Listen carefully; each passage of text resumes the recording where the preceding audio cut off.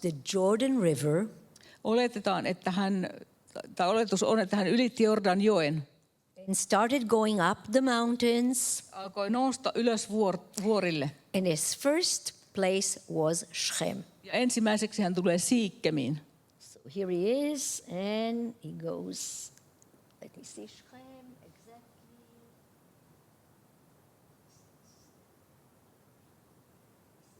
Okay. Eli hän tulee täältä laaksosta ylös Siikemiin.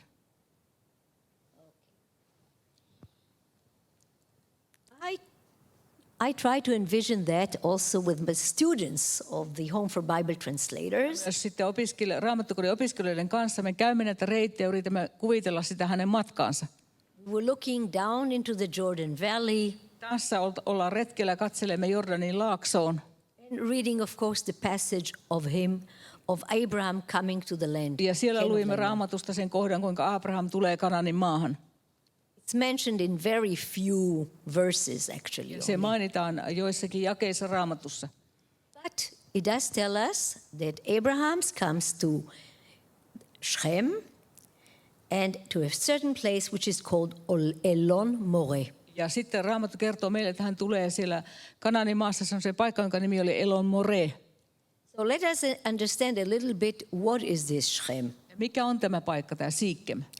It is a town on the mountains of Samaria. Kaupunki sijaitsee Samarian vuoristossa.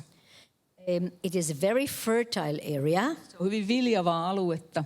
With many fields. Siellä on paljon peltoja. And two mountains on each of the sides of that city, little town. Kaupungin kummallakin puolella on vuoret. Mount Gerizim and Mount Ebal. Gerisimin vuori ja Ebalin vuori. So let's see a little bit what happens. Abraham comes to Shechem, but he comes to a place called Elon Moreh. Abraham tulee sinne Siikemiin, mutta hän tulee sellaisen paikkaan, jonka nimi oli Elon Moreh. We can see that the place, how fertile the place is. Ja näemme, miten viljavaa siellä oli. Yes, but the name Elon Moreh is quite an interesting name, and we want to find out what it really means. Ja haluamme vähän selvittää nyt, mitä tuon paikan nimi merkitsee, mihin hän tuli. And a name always tells us something about the people who live in a place. Nimi kertoo aina jotakin siitä, minkälaisia ihmisiä siinä paikassa asui. We see here two trees that are not far from Elon Moreh. Tässä on kaksi puuta, jotka kasvavat aika lähellä sitä paikkaa siellä Elon Morehssa. One is a terebinth and the other one is an oak. Toinen näistä puista on terebintti, toinen on tammi. You don't really see the difference between them, do you? It's a little hard to see from here the difference between them. Kaukaa katsoen on hyvin vaikea erottaa, kumpi on kumpi. Because if they grow, they really look quite alike, and if you just let them, they can be very big and impressive. Jos ne saavat rauhassa kasvaa, ne kasvavat hyvin suuriksi, niistä tulee hyvin vaikuttavia puita.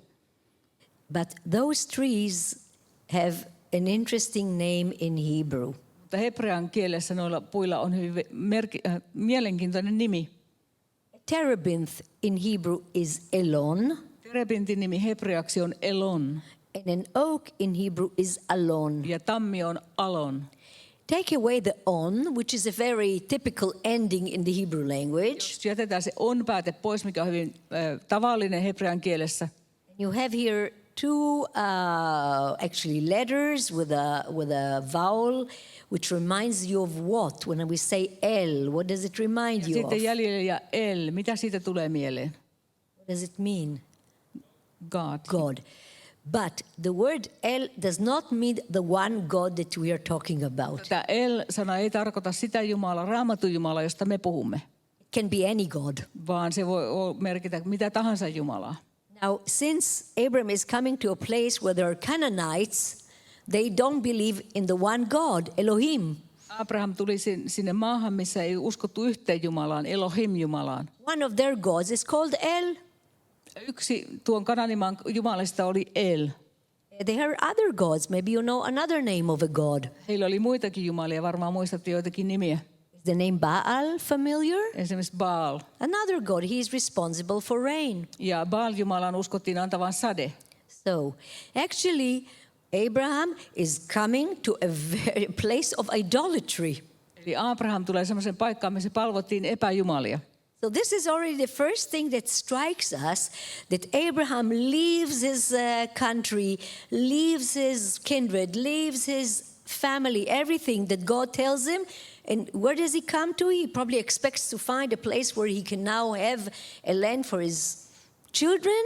Abraham jätti sukunsa ja maansa ja kaiken, minkä hän tunsi ennestään. Sitten tuli tällaiseen paikkaan. Hän ajatteli, että tänne paikkaan nyt sitten perustan perheen ja tänne minun perheeni jää. Have people who believe in one God. Ja ajatteli, että hän tulee sinne semmoisten kansan pariin, jotka uskovat yhteen Jumalaan. And what is he confronted with? Mutta mikä häntä on vastassa siellä? People that believe and worship trees.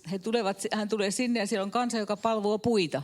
The tree that you see right here is a worship tree. This is why I could take a photo of it. Ja tämä puu, jonka tässä näette, on sellainen puu, jota on palvottu. Till this very day, we have ancient trees that are worshipped, and therefore we can still find them in Israel. Tähän päivään asti Israelissa kasvataan se puita, joita pidetään pyhinä ja sen takia ne ovat edelleen pystyssä, niitä ei ole kaadettu. So this is a tree, a terebinth. The photo I took on Mount Gerizim, which is just above Elon Moreh. Tämän kuvan tämä on terebintti, jonka otin sieltä Gerizzimin vuoren juurelta.